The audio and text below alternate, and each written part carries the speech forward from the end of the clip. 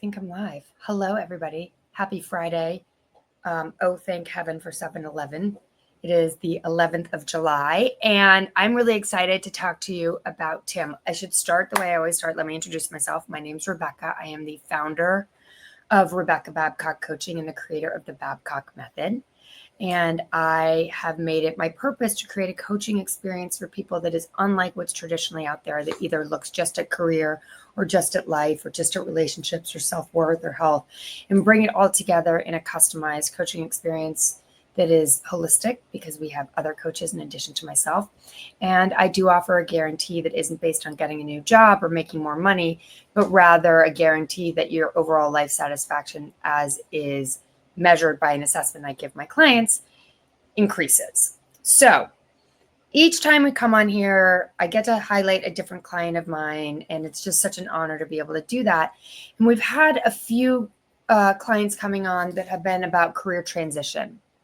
And so it was really important to me, A, because he's the best, and B, because it has a different and unique story, to invite Tim. So just a little bit about Tim. When he first came to me for coaching, and I should say this is quite similar to all of my clients. They're high performers. They're not lacking skills.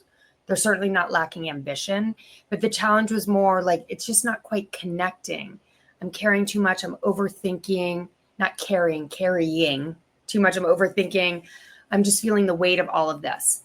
And for Tim, it wasn't about changing jobs or moving or changing the externals. But I will say in a quote before I invite him in, what he said as the shift was, my confidence is back. I have a sense of purpose. I have goals. I understand my values. I know how to manage my stress and what causes it. I know what's holding me back and how to weigh my options when making decisions. So that's what real life change can look like. You know, when you start leading with yourself in the forefront and understanding who you are and what actually you want and what's holding you back and what to do instead. So I'm going to introduce Tim now. Let me bring him to the stage and we can all say, hello. Hi, everyone. Happy Friday. So let's just start by letting you introduce yourself. Tell us a little about who you are, what's going on. Then, of course, we can talk about what's shifted and what it took to get there and all of that. But just say hello to your followers or your viewers. Sure. So my name's Tim. I live in Baltimore, Maryland. 37, and currently I work for a whiskey distillery here in the city.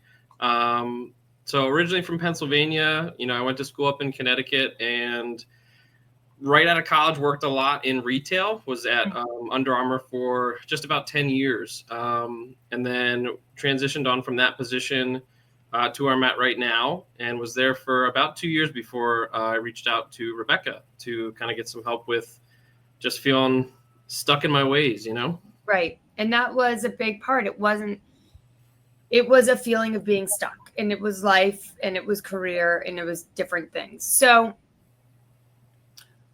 what would you say? I think we've already talked about it a little bit, but what actually led you to explore coaching versus therapy versus just changing jobs, or all of the above or none of the above? So yeah, it really was just that feeling of being stuck. Like I just was at this job. I think by that point when I reached out to you for just short of like 2 years.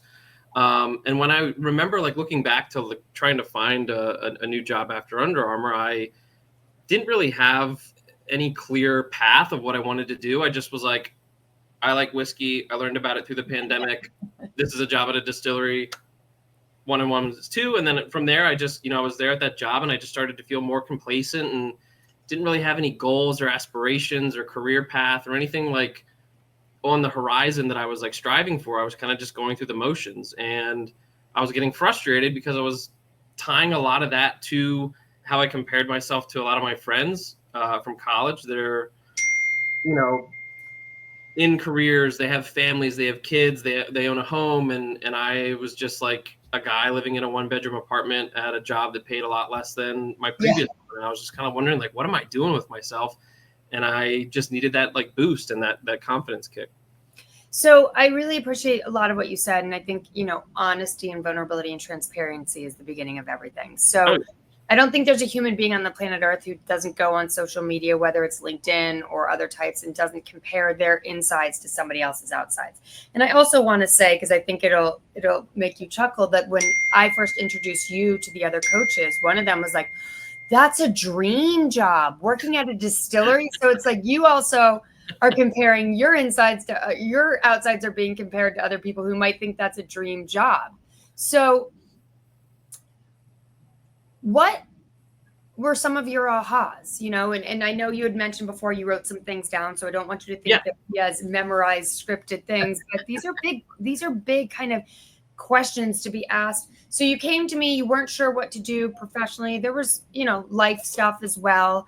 And I'll just reiterate, because it is the most common theme I hear with all of my clients. It's this feeling of, I know what I don't want, I know what isn't working, but I don't have this really clear idea of, I just need to get this job or do this thing and then it'll be better, which is why the challenge is, if you go to a traditional career coach and you just change jobs, if you don't really understand who you are and what you want, you're just going to feel stuck in another job potentially. Yeah. And I think a lot of like what my initial, like, because it would have been great just to like find you and then be like, oh, that's the one. But of course there were like other people that I tried to like eliminate. And a lot of them were that, like, just, hey, I can put you in another role. But really I wanted to know like why I was feeling so stuck. And I think one of the first big like realizations was, and I remember it from one of our like it might've been like our first session or even like the initial like greeting call. Yep. I kind of confessed that I felt like I was running out of time. And it was something that you like shared your story and like your career change. And even my mom is a great example, like into her like early 50s or late 40s, had a complete career change from working in banking to being a nurse. Yeah. And I was just like, that like realization that I have plenty of time and I'm on my own path, and whatever is happening for like all the right reasons. So yeah, that was like a big hurdle to get over, that like I had this like, beating myself up of like, oh, like you're wasting your time. Like, what are you doing? You've been in this job for 2 years. You haven't moved up. It's too late to change now. What are you going to do instead? Yeah. I mean, I didn't have that like game plan of like, what do you even want to do? I didn't know where to begin. I was just aimlessly searching jobs that I didn't even think to like try to align them to my values or goals or anything like that. I was just, it was kind of the same format over and over again. I was like, what do I like? How can I turn it into a job?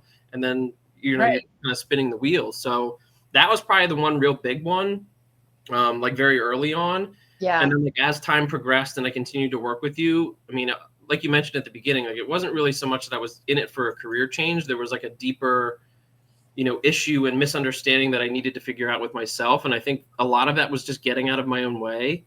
I was my own worst critic. I was super hard on myself. Very hard on yourself. I probably like lied to myself quite a bit about, why I was in the situation that I'm in, or I was making excuses that weren't valid. And, I think at the time I wasn't really a big risk taker. I wasn't, I was always a perfectionist. I wanted to go through all the minutia and every little detail about, make sure it's going to be just right before you even try. Right. Yeah. And I wasted so much time and then at the end of it, I just wouldn't even, I'd be so burnt out from the buildup that I just wouldn't even do anything about it. And that's so common, right? That we think about every possible scenario before we're willing to step in. And then we're like, okay, I'm ready. And the opportunity's not even there anymore. Yeah. You're trying to do it perfectly. Yeah. And I was just so like determined to like, and it's weird because looking back, like I was a manager in retail and I always preached to the managers that worked underneath me, like, I want you to do it on your own and like figure it out, come up with questions, make mistakes. But I wasn't allowing myself to practice what I preach. And I just always had to like do it perfect and do it right the first time. And if I felt like I was going to fail or, mess up, I would either take too much time researching or planning and whatever else, or I just wouldn't do it at all.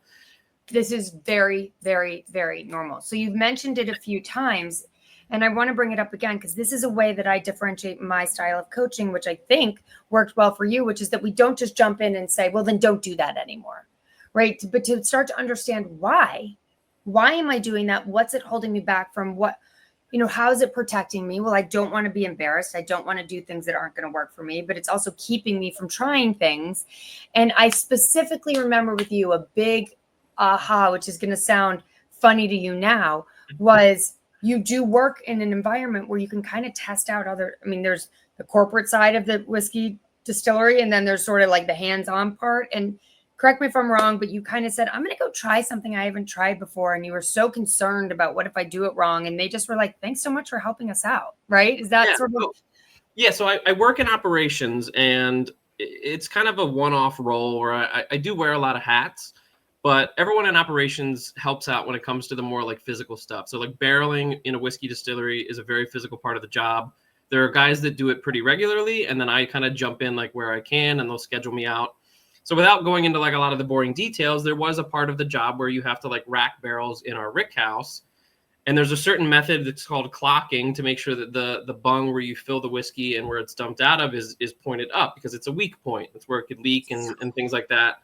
And I tried it when I first started. I didn't like it. I didn't feel like I was doing it right. But then after working with you and after one of our sessions, I just remember like going over and being like, hey, like I got this next like rack, and I'm going to learn how to do it. And I'm either going to do it great. I'm not going to do it great, but it doesn't matter. I'm going to experience it. I'm going to make mistakes. I'm going to, figure out like what's been holding me back from like just trying. And I think a lot of that was like the fear of like reprimand, or they might be like, oh hey, like don't let Tim do it anymore, like he's really messing it up. But none of that happened. And there was all this like in my head, I was just making all this stuff up that I thought might happen. And at the end of the day, like you said, they were just like, hey, like thanks for giving us a break on that. Like it's nice to kind of like jump in and out every now and then, because it can be kind of like physically grueling. And nothing happened from it. I didn't like ruin the company. We didn't lose right. dollars, The whole place shut down. So Brad just tossed a comment in here. He said, even though we know what we should do, it's difficult to take actions that may expose us. Yeah. Right. And that's exactly what you're saying, which is a lot of times what happens when people do something that no one even notices. Like it's such a big deal to them. And then they finish it and they're like, okay, how'd I do? And everyone's like, oh, you were helping. Thanks. Bye. Have a good day. It's just not as big of a deal as we make it out to be in our heads. Oh yeah. And everything was a big deal for me. Every little, like just being on time, I know for a while was just like, and you were like, what's going to happen if you're late? And I was like, well, probably nothing. And you're like, okay. I don't encourage people to be late. Oh yeah. Still on time guy. For you, and it was like I've got all this stressing out if I would be late, like even by 5 minutes. And I'm like, well, it's okay. It's 5 minutes. Right. It's not. And you know what? You weren't serving. You're not. I'm sure you're helping a lot of people be very happy, but at the end of the day, it's a whiskey distillery. It's not. You're not curing cancer. So your mindset has clearly evolved tremendously. And we'll talk about, sort of spoiler alert, what you're doing now. But it's such a hard question to ask because there can be so many answers to this. But what do you think? Is it becoming more aware of it was all in your head and you'd never really said it out loud? So once it started to come out of your mouth, you were like, oh, this is just not that big of a deal. Or what do you attribute the change or the mindset shift and the confidence and the clarity? Yeah, I think a lot of it was just like the awareness of I'm stressing myself out over such like trivial things that I'm making a bigger deal than like any other person, people that I interact with, whether it's family or coworkers, like are making they're not making a big deal out of it. So why am I? Yeah. I think it kind of goes back to that like perfectionism where like I just wanted to be like perfect in every aspect and not have any confrontation and not make any mistakes. And at the end of the day, like that's where I learn the most now is through those, tough conversations or mistakes and being held accountable. And there's like so much of that I attribute to this like program, because you were that exact way with only knowing me for the 15-minute call that we took before we even started, I decided to go forward with this. And I mean, you held me accountable. You called me on my BS. Yes, you pushed me to be like step out of my comfort zone. And I continue to kind of use that like throughout my career and my personal life. And it opens the door for a lot more like opportunity to learn and to grow and to interact with coworkers that I normally wouldn't, or be more open-minded and even creative. Like I don't consider myself a very creative guy, but just thinking of like, taking a second to pause and realize like, hey, I can go about this a different way. Or if I go about it the way I'm trying, like if it doesn't work out, like, okay, like then you learn something. So that's not mastery. That is, it's one of those things, correct me if I'm wrong, that you've heard a million times before, but once you actually connect your mind and your heart on it, you're like, you either win or you learn. Like, it's just not that big of a deal. And so Greg's saying the same thing. It's amazing how much negativity we can create in our own minds. And if you're only listening to the voices in your own mind and there's no one to say like, I'm sorry, is that true? Then you're just going to continue on the same patterns again and again and again and again. So yeah, like that idea of, wait, is losing that, is it even losing? And if it is it, what happens? What's the worst thing that can happen? And one of the famous things I say that I know I've said to you, and I know you remember it, is get over yourself. yeah. You're just not that big of a deal. Yeah. And it's not that big of a deal. And the whole world, people are inherently paying attention to themselves, right? They're looking at what affects them, what concerns them. And so if you spill on your shirt and there's coffee stain on your shirt, probably no one notices. Yeah. But if you make it into this thing that's a big deal, then it becomes a big deal because it starts to affect your behavior, your thoughts, your actions, and everything else in between. So yeah, get over yourself is not the nicest thing to say, but there is, I think, correct me if I'm wrong, there's a bit of levity to it. It's like, yeah, actually, it's not that big of a deal. Yeah, it works. Like it just like from coming from like me where I was kind of like my own biggest bully, like almost like you're standing up to and just being like, okay, like so what? Like what are you gonna do about it? And I'm like, you're talking to yourself, like you're realizing that yeah, it's just really not that big of a deal. You can move on, like it's not, the world's not ending. And it's weird to see after the mindset shifts that you can kind of see that in other people. Yeah. You're just like, man, like they just need to like, you almost don't want to say it to them, just like, hey man, like get over yourself. Like it's not that big of a deal. So here's two things I'm hearing from you in terms of actual tools and things. One of it was just starting to take action, right? Just stop thinking so much. Take one of the terms I use often is take messy action. Don't be so perfect about things. Just do it. Yeah.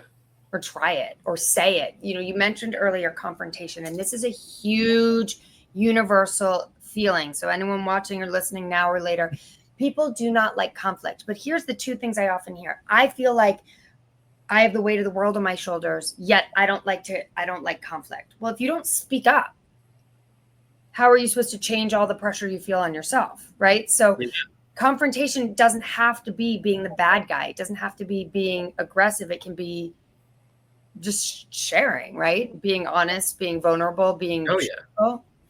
Yeah, absolutely. I mean, I think like that was another like aha moment, I think, was when the gremlin session that we had.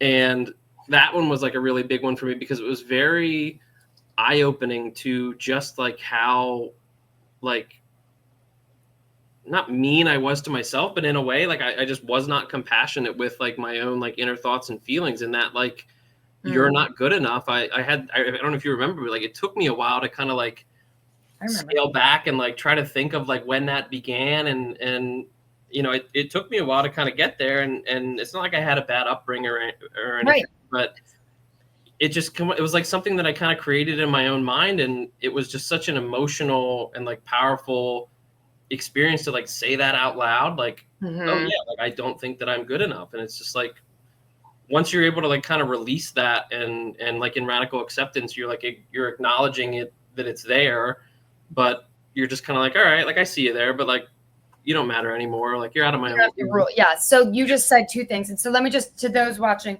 what are we talking about with the gremlin? Well, just to be clear, everybody has a gremlin, and it's the voice inside of our head that tells us I'm not enough. And it could be I'm not smart enough, I'm not old enough, I'm not young enough, I'm not rich enough, I'm not whatever. But at the end of the day, it's not that Tim has one and I have one and we're weirdos. Everybody has this. And what happens is when you kind of reveal it into the light of day, it loses its power.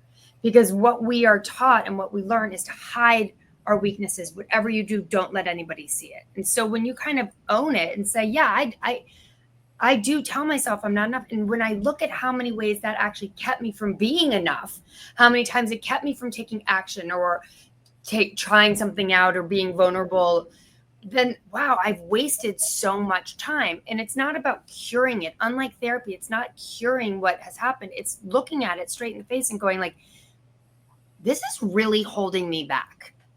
And if I want to get where I want to get, I'm going to probably have to let this go a little bit. And I really appreciate you sharing that so authentically, because I think that many people think they just didn't get the toolkit. They missed the day in school where they tell you how to, act with courage and not worry about what other people think and to get over. And the reality is no one, like, it's generally been my experience that the more, I was about to say SHIT, I don't know if I can or not on LinkedIn, the more stuff people have been through, the more willing they are to be honest, because they're kind of like, all right, I've been through some things. And the experience on the other side of it is always that it's just not that big of a deal. Yeah. And you mentioned a book that I'm a really big fan of, which is not Rebecca Babcock. It's not the Babcock method, but why don't you tell us about it? Because it's really been impactful for you and it has continued to be a really important tool for you. Yeah. It's Radical Acceptance. I forget the author off the top of my head, but yeah, there you go. And basically, I mean, that one, it really taught me, it teaches you about kindness and compassion. I believe in the book, they call it, Mara is kind of like their version of the gremlin. But it's kind of follows along with like Buddhist teachings of the pause and compassion and patience and learning to kind of like recognize, flaws in others. Like everyone, like you said, everyone's got stuff going on, and being able to like be patient and compassionate and kind, like you really start to see from a different perspective. And for me, like, I mean, talk about patience. Like I used to be super impatient. Being able to like learning to pause and realize like when my gremlin was there, acknowledging it, but not letting it overwhelm or control me. And I think like just a lot of the passages in that book, I mean, I think it was like one of the first paragraphs. She mentions about being in like the mountains with a friend, and she was like, oh, like I just became like my own best friend. And the author had this realization that just like, man, like I kind of treat myself like crap. Like I am the furthest thing from my own best friend. And like that was one of the very first things that I highlighted, because I was like, that is so me. And like from then on, just the rest of the book like just took off, and it was just such a great read. And it really kind of makes you think about like, man, like, yeah, I really need to take a step back and just kind of approach the world with a lot more like kindness and like a warmer heart. So, and charity starts at home, right? So wait, Patrick wrote, if someone else talked to you the way you talk to yourself, you'd likely punch them in the mouth, punch the gremlin to shut him up. But that's where in the book, it talks about having tea with your Mara. It talks about, okay, instead of trying to fight this and hide it, what if you just say, yeah, maybe I'm not as smart as some other people, but I'm very hard, for me, maybe I'm not the smartest, but I am very curious. And that's cool. And, to each their own. And I once heard, and I'm embarrassed to say I heard it on Peloton, but I did. And she said, what if your inside thoughts were on a loudspeaker? Ooh, yeah. Ooh, right. So all of these are sort of the same idea. And what we're really talking about here is your awareness and what I'm really hearing is a lot of kindness and softness and understanding. Because one of the things, if people tell me, oh, I'm not judgmental of others, but I'm very judgmental of myself, what I find oftentimes is it's judgmental of others, not in a I'm better than you, but actually you're probably better than me. But when we start to be kinder to ourselves, it allows us to then be more open-minded with others as well. Oh my gosh, yeah. And one of the things we focus a lot on in this program, and you can talk about your own experience whenever, is self-care, meditation, journaling, really taking the time, because pause doesn't come naturally to any of us. Right? Yeah, you got to work at it.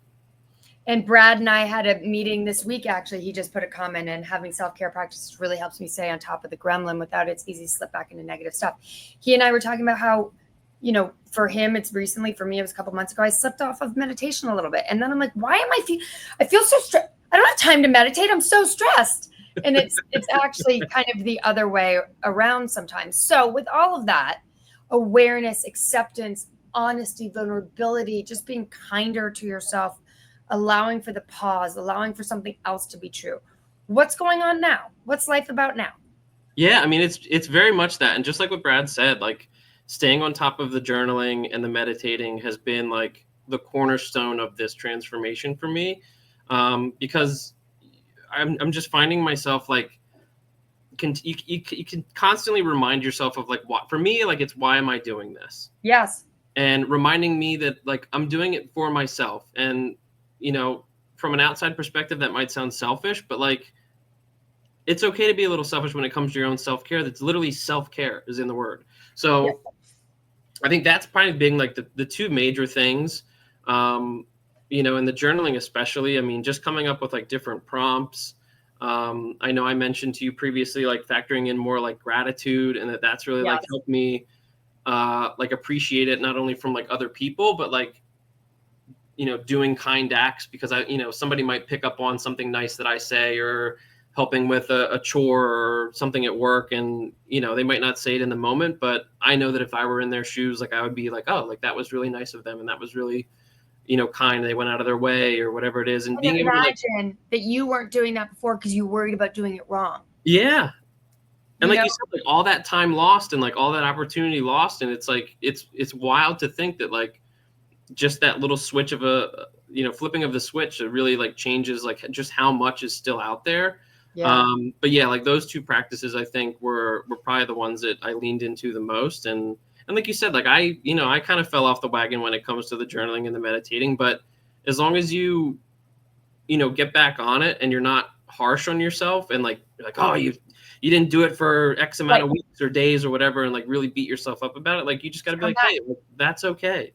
You're Just, back on it. It's yeah. fine. Like, and I think what like Brad had brought up before too was like being able to go back and like read some of those old journal entries, Mhm. kind of like see your progress. And like you might not see it. It's like working out. You don't see it No. immediately after the workout. You see it over the course of a long period of time.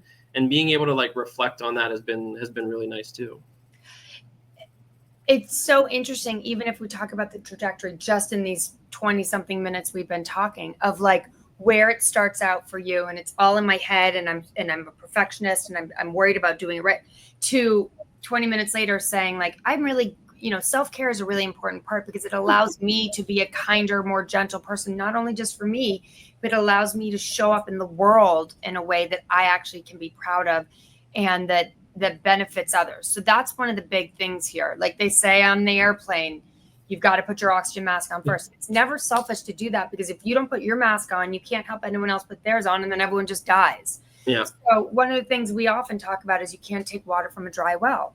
You know, so it's super important to take care of yourself first so you can show up with authenticity. So here's my question to you. What's going on now that you're most proud of, or a few things you're proud of that feel different than feeling stuck and perfectionistic and Oh man. sort of lost? And Probably just the progress, like just looking back at you know, the routines that I've built, or mm, you know, just the habits that I have in place whether it's eating healthy, journaling, meditating. Like I was a notorious like I'm gonna stay up to the latest hours of the night, still got to get up at like 5 a.m, have no sleep, but like just being able to like get into bed at a reasonable hour, turn the screens off, read from a book, or just like go to bed and not think like I'm missing out on some miracle that's happening after 10 p.m. or something. Like yeah, I yeah, feel so much better from like a physical standpoint, and then it kind of translates to everything else, like mentally and for emotionally, as sure. far as like, you know, just being in. And I've always been a very organized and like routine person, but I never like put it into practice. It was always like thoughts in my head of like how I'm going to do this and this, but like actually Interesting. being able to stick with it is one of the things that I'm more proud of, just because it's, you know, I feel like, I think before I even started this, like I'd be like, oh, I don't have time to do all that, Right. but you do. So A 20-minute workout takes 20 minutes. Like you don't have to worry about getting it in Lord somewhere. knows you can scroll on an iPhone or whatever phone for a smartphone for a lot more than 20 minutes. Oh yeah, the amount of times that you look up and you're like, oh my god, I've been on this for like 30 minutes. Or like, well, could have worked out, but like being Yep. able to like do that. And I think what I'm looking forward to the most is probably just the opportunities that are still ahead. I mean, I'm in the middle of studying for that SHRM certification, and as much as I do like the job that I'm in, that ultimately is a goal, is to get into a different career and something that aligns more with my values, and it's a little more fulfilling. It is fun working at a distillery. There's Yeah. great people. The culture is excellent. But at the end of the day, it's not what I want to do. It's something that I, was a means to an ends to pay the bills, and I thought it'd be a fun job. But I think that's probably what I'm most excited about, is just like where this journey is continuing to take me. And Yeah. looking back, the 2 years that we've been working together, like the thought that I had in my head of like, oh man, I don't know that I'm ever going to get there. But there is light. There keeps kind of changing. But one of the things I can say, because I get to look at you from the outside, is, and you're part of a mastermind group of people who get to see each other once a month and share ideas, is that I know once I say it, you'll agree. You're really stepping into your leadership. Like, you're stepping into your whole self. You give suggestions when we meet as a mastermind group that are so profound and so helpful and so needed and so well received. It's not like you say it and people are like, oh, whatever. Your participation in your life matters. And it's really, it's helping others and it's helping you, right? Esteemable acts build self-esteem. So if someone's not sure and they're feeling stuck or lost or mad, other than hiring me, what would you say is helpful? What would you suggest to people who are feeling stuck? Like, you've said a few really powerful things here. And what would you say is sort of some of the good things you could recommend? I think definitely one of the things that really worked for me was just being able to like assess where I'm at now. At the beginning of the process, like, where am I at now? And some of the tools that you and I worked through really kind of helped open my eyes into the things that I might have been like turning a blind eye to, or like didn't want to think about, or just hadn't even like thought. Like I said, I was just like Googling like jobs to try to figure out what I wanted to do. But I didn't like align it to anything. And I think that like the values assessment, things like that, like really thinking about like where you're at now, what you would like to change, and then what would happen if you made that change, or what's the worst thing you could happen, or what's the worst thing that could happen if you make that change, or where do you see yourself like having made all these decisions and changes down the road. And I think that really like helps to align like my personal and professional goals with like those aspirations that I had for myself. So I think definitely like just taking a step back and like write it out if you have to, do a voice note, talk to somebody about it. But I think like that was for me, like, just, I didn't actually take the time to like think like, where am I at? Where do I want to be? How do I get there? What would happen if I had like slip ups along the way? Right. And I just like, I've learned so much more about myself over these last few years than, I don't know, ever. So I think it's totally worth it to be vulnerable and take the chance on yourself. You really just don't know. Like, I mean, even just discovering my gremlin, like I never knew that that was there until we like figured it out and I brought it out of myself. And that's why that was such a powerful, emotional, kind of like overwhelming response. I was just like, oh my God, it's been me the whole time. Yes. It's just like being able to like have that realization that like you can learn a lot about yourself, and what might be holding you back, and taking chances. Like, you really don't have a whole lot to lose. So I don't think I could say it any more perfectly myself. I'm so grateful for you. Like I said before, but for real, your journey is very important, not just for you, but for all of us who get the residuals and the side effects of it. And you are one of the things I often talk about in this program, is that once we really understand something and we've been through the learning, we then teach others. And it's not because Tim's going, excuse me, everyone come over here and listen to me. I've done some coaching and I understand. But by acting, not because you don't have fear, but by recognizing the fear is not going to stop me, and I'm going to show up anyways. And I'm going to look at my fear in the eyes and say, come on, what's the worst that could happen? You are teaching other people that they have the right to do the same thing. Oh my God, yeah. And I am super grateful for you, Rebecca, and everything that you've helped me through, and for seeing through all my BS and holding me accountable, because that was a big part of it too, was that I wasn't ready to be honest with myself. And once I was, that's kind of like what unlocked everything else. Is that every kind of like falls into place when you realize like you just gotta like let it go, and not, and like you said, you're just not that big of a deal. It's okay. Like, that's fine. But I mean, the journey's been awesome, and I'm just super excited to see where it continues to take me. Going. Thank you. Everyone watching now or later, thank you. Happy Friday. If you want to know more about what I do and how I do it, you know where to find me. And thanks again, everybody. See ya. Bye.